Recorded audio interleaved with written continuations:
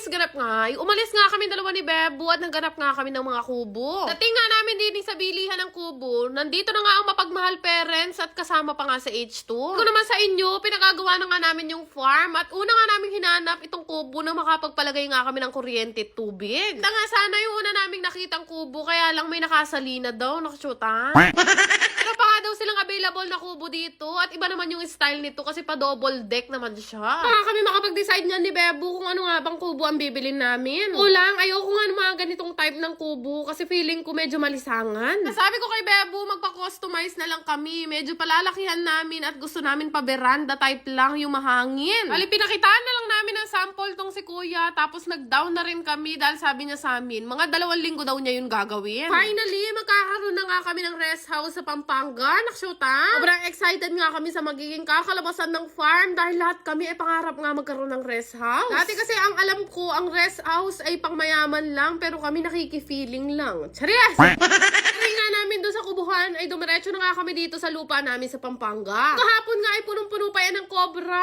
Ngayon maganda na at maliwalas. Nakshuta.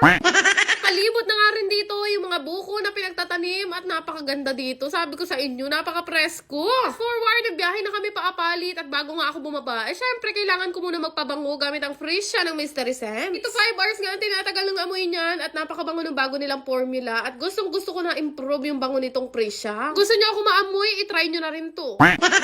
Diretso nga namin dito sa samjihan ko dahil Mother's Day nga ngayon, sapak nga ng tao simula kaninang umaga hanggang ngayon. Tingnan niyo naman kung gaano kasaya ang mga mamshis ngayong gabi. Happy Mother's Day! Uwi na nga lang sila, gumigiling pa sila sa sobrang saya ng tugtugan at party-party nila dito sa loob. Time check nga, 9:00 na nga to ng gabi pero meron pa kami mga pamilyang nakapila dito sa may gilid. Kasi nga puno kami from outside to inside. Nakshuta.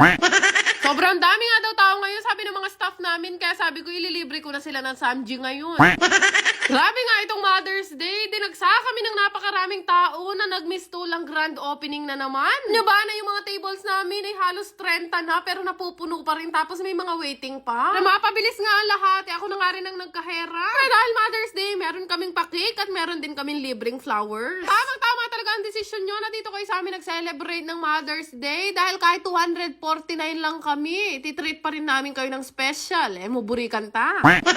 Last points pa, yung meron kayong Disney Princess na kahera. Nakshuta. Actually, itong Disney Princess nyo, hindi pa nga kumakain yan simula kaninang umaga. No, nakaramdam na nga ako ng gutom, nagaya na nga ako kay Bebo na kumain kami saglit dito sa may chicken yaman, malapit lang sa amin. Pero mabait ng mga owner nito, kaya talaga sinusuportahan namin yung business din nila. In fairness, sobrang nagustuhan namin yung mga food nila, lalaki pa mo ng serving. Yay niyo, metong yung manok.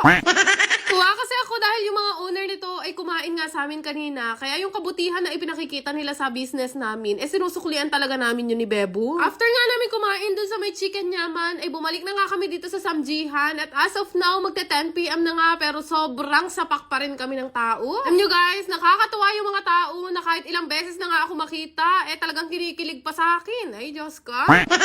Saka alaman nga na lahat, from Thursday to Sunday, meron nga kaming pa-live-an. Hindi rin kayo mabubuisit sa mga performers namin dahil kahit ngumunguya kayo ng baboy, kaya nyong gumiling. Nakshuta? Mga pang chill drinks din kami na pwede nyong i-partner sa napakaganda naming alfresco. Actually guys, pwede kayong mag-request ng umbrella kung may mga kasama kayong bata na ayaw nyong mahamugan kapag ka nasa labas kayo. Sobrang dami nga kumakain sa amin araw-araw. Balak na ulit namin magdagdag pa ng mga tables. Baka umabot na tayo hanggang NLEX. Diyos ko. Syempre naman, bukod sa pa-live band, pwede rin kayong kumanta o makijamming kagaya nga nitong ginawa ni ate, dinali na yung breathless.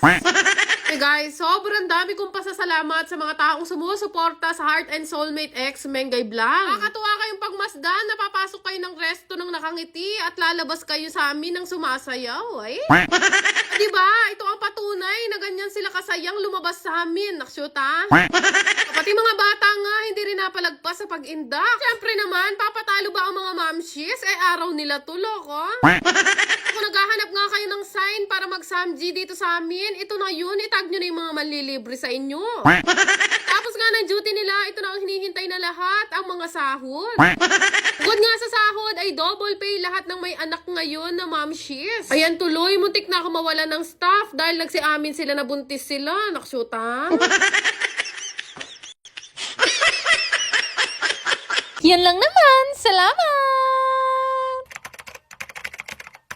Gusto ko lang i-share sa inyo itong pinaglilibangan ko ang laro na Masaya Game. Siyempre, ito po ay bawal sa mga bata at paalala lang, ito ay libangan lang. Para makagawa ka nga ng account dito, kailangan mo lang naman mag-register gamit ang iyong phone number, mag-create ng password, ilagay ang verification code at mag-confirm. Referral ID naman ay makikita mo nga sa comment section. Napakagaling nga kasi may pa-daily bonus talaga sila araw-araw. Ganun lang kadali, magkakaroon ka na nga ng account dito sa Masaya Game at napakarami nga pwedeng pagpili ang laro dito. Siyempre, bago ka makapaglaro, ay kakailanganin mo muna nga mag-cash in gamit nga ang inyong mga GCash account number. 100 pesos nga ang minimum, 30,000 naman ang maximum. After nga nun ay makakalaro na nga kayo at gaya nga nito, nilaro ko nga itong Golden Empire na palagi ko nga nilalaro. Tutuwa ako dito kasi napakadali niya lang talagang laruin tapos ang laki talaga ng napapanalunan ko. Kakatuwa lang kasi kapag ka naiinip ako at wala talaga akong magawa, ito nga yung ginagawa kong libangan. Ay tingnan nyo naman, papindot-pindot lang ako, nananalo na ako ng malaki gaya nito.